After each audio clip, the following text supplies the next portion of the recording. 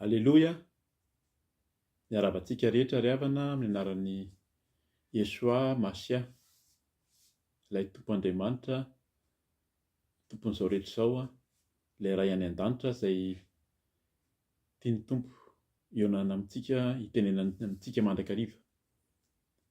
Dia ho ampitombona amintsika mandrakariva ny fiadanana sy ny fahasoavana avy amin'Andriamanitra sy Jesosy Kristy ary ny fanahy masina. Alohan'ny hametrantsika mivavaka izay tondrana ny tenin'Andriamanitra dia atolotra ny lohateny izay avy amin'ny fanahy masina hitandremantsika mandrakariva. Izao moa izany dia ny Tompo mandrakariva amin'izao fotoana izao, amin'izao andro farany izao dia fampitandremana antsika ary fitarihana antsika handroso hatramin'ny farany mba tsy hierikerika. Ny lohateny amin'ny anaran'i Jesosy hoe misivana ny olona ny Tompo. Ao anatin'ny fotoana fanasivanana mihitsy izany ny Tompo izao. Araka ny teniny betsaka ny antsoina fa vitsy no tafiditra. Mba tsy hisan'ny ho lavina isika na tsy hisan'ny tafiditra amin'ny fampanantenana izay nomeny Tompo hidirantsika amin'ny fanjakan'ny lanitra eo amin'ny seza fiandrianana hitan'i Jesosy Kristy eo amin'ny seza fiandrianana, fa mba ho isan'ny tafiditra. Ary ny teniny anankiray koa izany manamafy izany hoe tsy olona izy ka azo vazivaziana.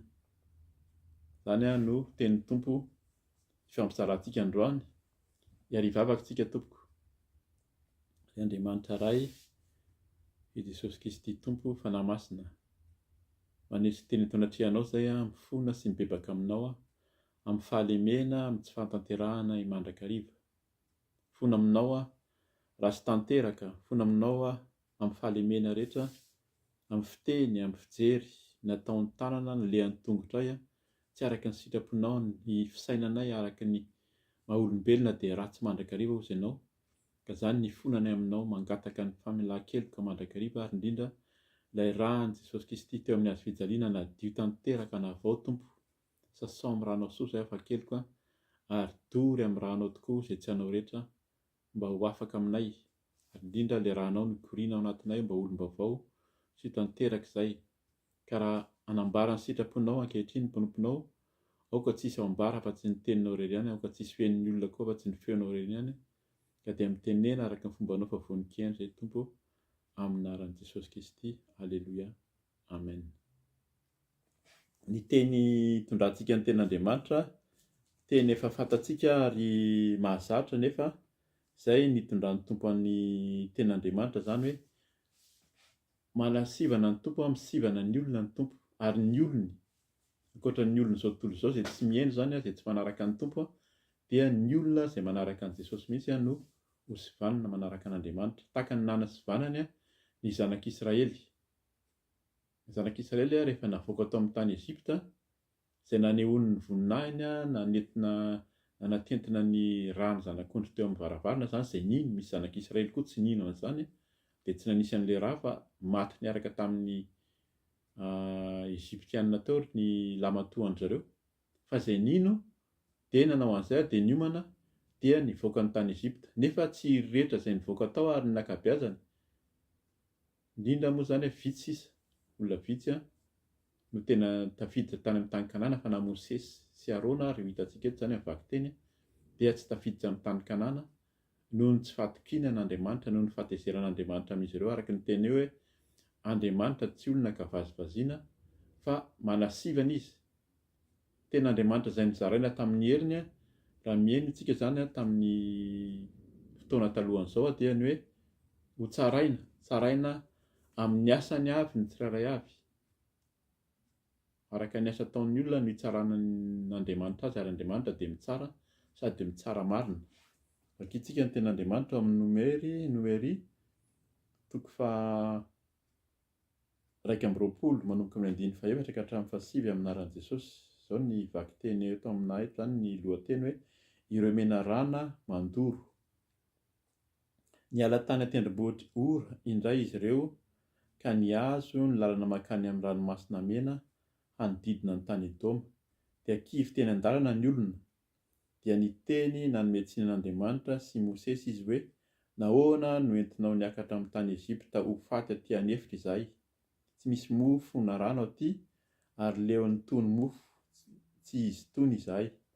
Ary ny Tompo nampandemena rano mandoro teny amin'ny olona, nanaikitra ny olona ireny ka nahafatesana be tamin'ny Israely. Dia nakeo amin'ny Mosesy ny olona ka niteny hoe, efa nanoto izahay, fa ny teny nanohitra ny Tompo sy ianao. Hifony amin'ny Tompo izahay mba hanesorany ny menarana hiala aminay. Dia nifona ho an'ny olona i Mosesy, dia hoy ny Tompo tamin'ny Mosesy, manaova menarana varahina ka antony amin'ny hazo lava, ary izay rehetra voakaikitra ka mijery izany dia ho velona. Dia nanao menarana varahina i Mosesy ka nanantona azy tamin'ny hazo lava, koa izay olona voakaikitry ny menarana ka nijery ilay menarana varahina dia velona. Alleluia, amen. Araka ny teny teo zany, teny efa fantatsika zany, efa nizaraina teto koa zany amin'ny hoe tandremo ny fimenomenomana fa tsy tian'Andriamanitra. Eto zany tsika dia tsy miresaka intsony ilay fimenomenomana satria efa fantatra fa ny menomenona ny zanak'Israely, fa ny tena ho ambary dia Andriamanitra tsy olona ka azo vazivaziana. Betsaka ny fahagagana efa natao tamin'ny zanak'Israely, nanao fahagagana maro, fahagagana folo nataony teo amason'ny zanak'Israely alohan'ny nivoahany tamin'ny tany Ezipta. Dia arak'ilay teny teo, namonona ny lamatoa, nampitany zareo tamin'ny ranomasina mena, hoe ranomaina mihitsy ny ranomasina. Dia taloha kelin'io, araka ny teny teto, dia nanokatra rano tamin'ny vatolampy Andriamanitra tamin'ny alalan'i Mosesy sy Arona. Fa na Mosesy sy Arona ary tezitra tamin'ny olona, tezitra tamin'Andriamanitra koa angambany, fa fantatr'Andriamanitra ny eo am-pony dia tenen'Andriamanitra tsy tafiditra, tsy miditra amin'ny tany Kanana ianareo. Dia ny zanak'Israely izay lehibe, efa lehibe zany nivoaka tao amin'ny tany Ezipta dia tsisy tafiditra. Afa-tsy Joshua sy Kaleba ozy izy, fa ny sisan'izay dia maty daholo, tsy vanin'Andriamanitra. Zay zany mila mampatahotra ny ten'Andriamanitra eto, fa misivana. Indrindra zany tsika eto zany atao hoe olon-dehibe, ny olona izay ny saina nivoaka amin'ny tany Ezipta zany, mahita antsika misaina zany olon'Andriamanitra izay nandray an' Jesosy Kristy, efa resy lahatra nanolontena natao hoe vita batisa, ary fa ny saina talohan'ny nahitana an'Andriamanitra dia mahita hoe ohatran'ny tsy afa-po, mahita ny zavatra miseho etỳ amin'izao tontolo izao. Ny olona toa lasa miha-mpanankarena, ny olona toa ohatran'ny milamindamina etỳ amin'izao tontolo izao, fa nahoana izay ao manaraka an'Andriamanitra toa ohatran'ny tsisy ninona aty amin'ny tany maina, ary leo mofo. Zay zany mila mitandrina mihitsy, hoe leo an'le mivavaka izay, leo an'le fiandrasana ny fanampiana avy any an-danitra, fa aleo izay hiezaka amin'ny tenanay. Mila mitandrina zany tsika, izay manan-tsaina, ny olona manan-tsaina, izay olona nahafantatra ny tenin'Andriamanitra, izay olona mahafantatra ny siansa, fantatray ny atao hoe fitsaboana, ny atao hoe dokotera, fantatray ny atao hoe politika, hainay ny atao hoe mitady vola raha ohatra hoe nianatra ny ekonomia, nianatra ny droit zay, fantatray izany rehetra izany. Ahoana no itenenana an'ilay Andriamanitra eto? Raha olona manaraka ny Tompo dia miankina aminy, raha mbola miankina amin'ny herintsika tsika dia izy ataovy ary. Fa rehefa miantehitra amin'ny Tompo, miantehitra amin'ny herin'Andriamanitra, izay no ataony hoe mpianatra, izay no ataony hoe manaiky ny sitrapon'Andriamanitra.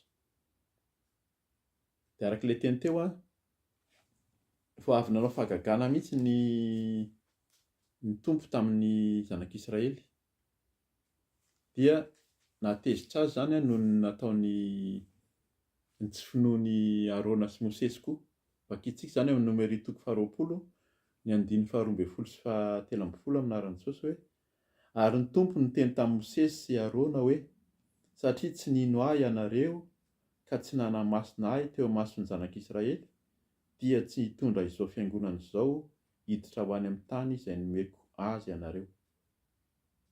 Ity no ranon'ny Meriba izay nilan'ny zanak'Israely ady tamin'ny Tompo, ka nisehon'ny Tompo ho masina taminy.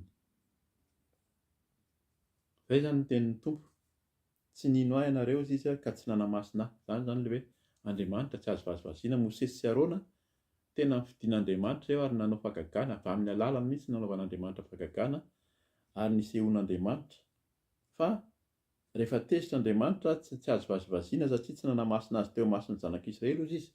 Izay no tena mampatahotra manaraka ny tompo koa zany, tsy hoe matahotra hoe tsisy fahaleovan-tena fa mampatahotra hitandremantsika amin'ny fitondran-tena, ny amin'ny fiteny, ny amin'ny fijery, zany ilay hoe mifona foana tsika mba ho tanteraka sy ho masina eo anatrehan'ny tompo.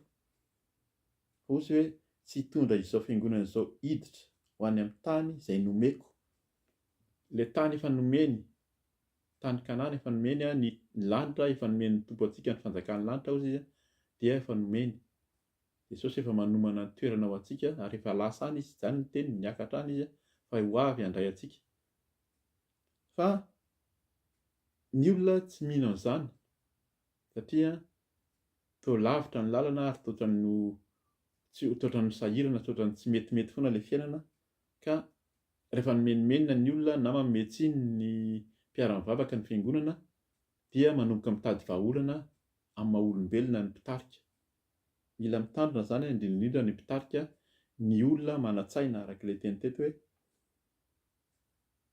ilay olon-dehibe izay nivoaka tany Ezipta nanan-tsaina, manam-pahaizana, mahafantatra tsara fa tsara ny tongolon'ny Ezipta, tsara ny zavatra ny eny tany, fantatray ny zavatra tsara ihany tany, fantatray ny fahalalana, ny fahaizana, fa ny fahagagana nataon'Andriamanitra ary adino. Ka izay no teneniny eto zany hoe 9:10 ity no rano Meriba ozy izay nilan'ny zanak'Israely ady tamin'ny tompo ka nisehoan'ny tompo ho masina taminy. Andriamanitra dia masina ozy izy ary izay manantona azy dia tokony masina. Izay masina ihany no mahita an'Andriamanitra ary ny masina ihany koa no tafiditra any an-danitra. Tsy tian'ny olona intsony no miresaka amin'io masina io ny fahamasinana, fa ny olona rehefa mijery ny fandaharana, tsy angambany amin'izao fotoana izao mahita an'ireny amin'ny télé, ny émission be dia be dia mampiseho ny fomba fanamasinan'ny olona ny Andriamanitra tsy izy. Na ny Bouddha io, na ny Hindou io, na ny fomba fanaon-jareo amin'ny rita sy ny fanompoana. Amin'izao ary ny olona tsy mino atao hoe laïka, na ny olona tsy mino an'Andriamanitra ny atao hoe athée, dia manao endrika fivavahana zareo, manao endrika fivavahana, manao fitafy. Ny franc-maçonnerie manao endrika fitafy dia manao fombafomba, dia manao zavatra be dia be. Izy tsy mino an'Andriamanitra fa ny zavatra nataony ihany no inony, ny sampy, ny fahaizany, ny fahalalany, ary indrindra miantso Andriamanitra hafa izy dia ny devolony eo ambadikany eo izay tompony ireny olona ireny. Fa Andriamanitra tsy azo vazivaziana araka ny teniny. Dia hoy izy hoe dia kivy teny an-dalana ny olona dia ny teny nanome tsinan'Andriamanitra sy Mosesy izy hoe nahoana no nentinao niakatra avy tany Ezipta ho faty aty an'efitra izahay. Tsy misy mofo na rano aty ary leo nitony mofo tsy izy itony izahay. Araka ilay teny teo zany ny fimenomenomana sy ny fanomezan-tsinan'Andriamanitra dia mila tandremana.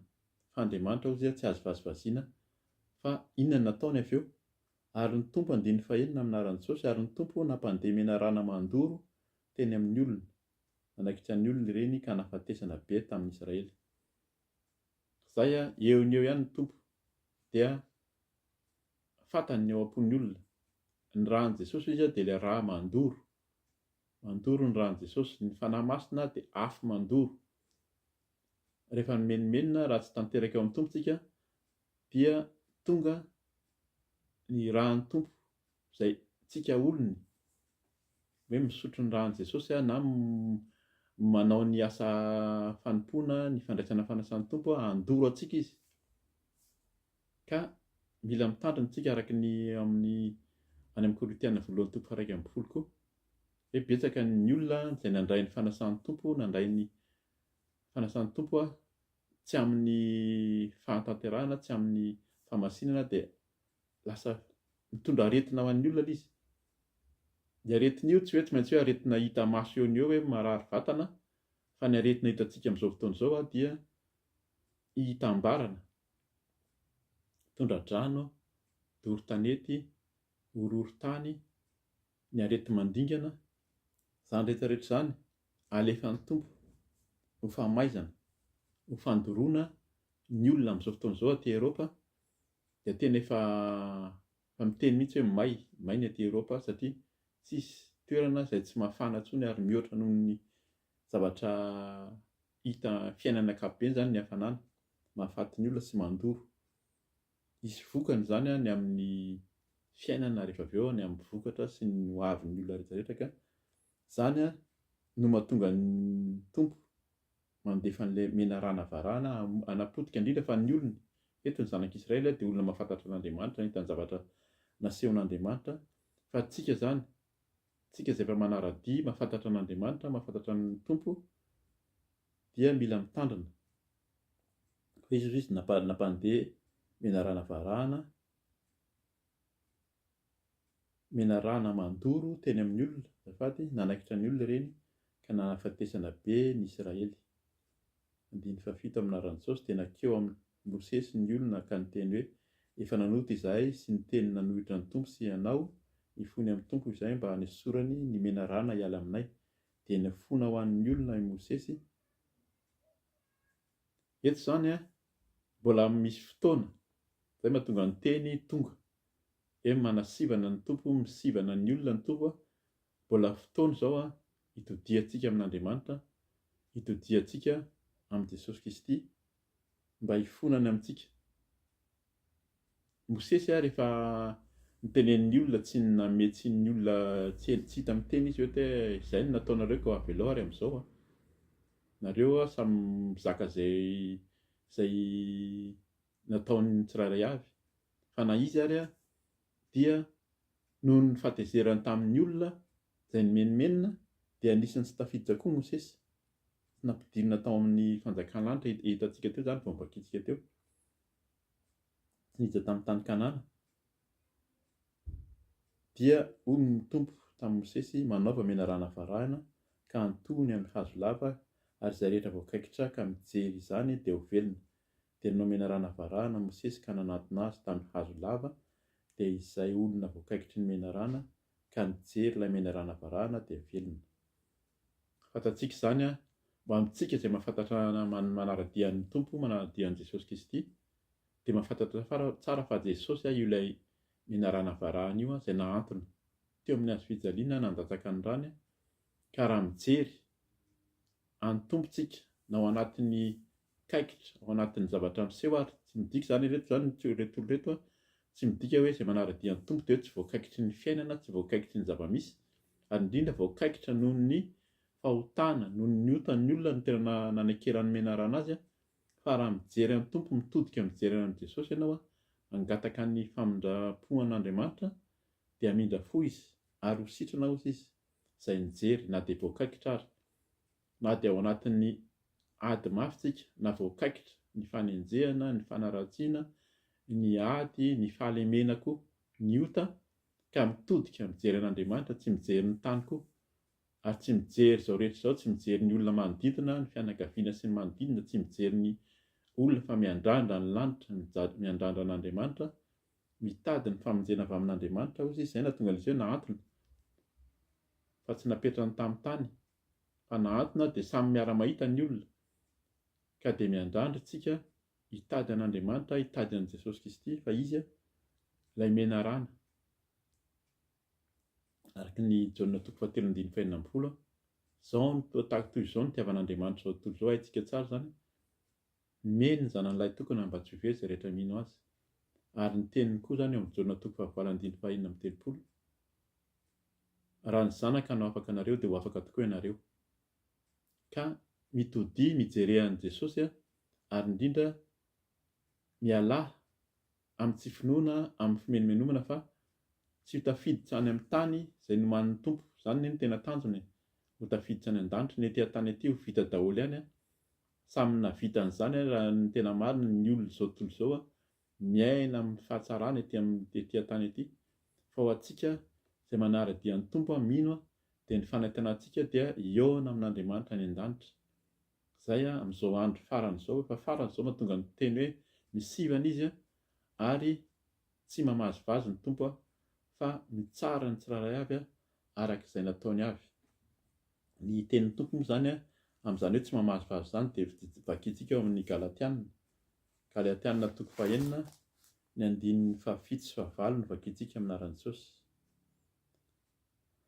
Aza mety ho fitahana ianareo, Andriamanitra tsy azo vazivaziana, fa izay afafin'ny olona no jonjainy, izay mamafy ho an'ny nofiny dia hijinja fahasimbana avy amin'ny nofo, izay mamafy ho amin'ny fanahy dia hijinja fiainana mandrakizay avy amin'ny fanahy. Izany mazava ny teniny ao amin'ny Galatiana io nataon'i Paoly, fa izay mamafy ho an'ny nofo raha mijery ny nofo isika dia hijinja. Ny amin'ny nofo izy fa ny fanahy dia ny fiainana mandrakizay. Tena izany mihitsy ny tenenina eto avy amin'ny fanahy. Ary ny fiainana mandrakizay tsy azo avy amin'ny nofo fa avy amin'ny fanahy. Dikan'izany ny fanahy masina, ny endrika famasinina fa tsy fanahy maloto na fanahy ratsy no hiditra any amin'ny famasinan'Andriamanitra. Dia mampahery antsika mandrakariva hitodika amin'Andriamanitra, hitady an'Andriamanitra, hitady an'i Jesosy fa izy no tena famonjena. Dia manao filomanao amin'ny anaran'i Jesosy, engane ny Tompo, hiaino ny fonana sy ny fitodianao ny Tompo raha hiandrandra sy hitady azy marina ianao manomboka izao. Ny voninahitra ho an'Andriamanitra irery ihany. Alleluia. Amen.